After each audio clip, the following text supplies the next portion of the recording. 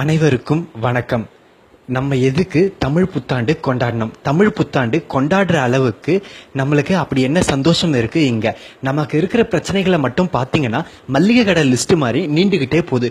முல்லை பெரியாறு பிரச்சனை, காவேரி ஆறு பிரச்சனை, ஹைட்ரோ கார்பன் பிரச்சனை, ஜல்லிக்கட்டு பிரச்சனை, மீனவர்கள் பிரச்சனை, இப்ப விவசாயிகள் பிரச்சனை, ஜல்லிக்கட்டு நம்ம சும்மா இருந்ததுன்னா நம்ம அரசியல்வாதிங்க யாரும் நம்மளுக்கு மீட்டு கொடுத்துருக்கவே போகிறதில்ல. நம்மளா கஷ்டப்பட்டு அவ்வளோ நாள் உட்காந்து போராடி நமக்கு நாமே மீட்டுக்கிட்டது தான் ஜல்லிக்கட்டு. ஹைட்ரோ கார்பன் நம்ம எவ்வளவோ போராடி பார்த்தோம், ஆனால் அதையும் மீறி சென்ட்ரலில் அதை சைன் பண்ணிட்டாங்க. அதோடைய விளைவு இனிமேல்ட்டு நம்மளுக்கு வர காலங்கள்லாம் தான் தெரிய போகுது. மீனவர்கள் பிரச்சனை, அவங்க பாவம் மீன் பிடிக்க போனாலே சுட்டு கொண்டுறாங்க. அதை பேசி தீர்த்து வைக்க இங்க யாருக்கும் நேரமே இல்லை.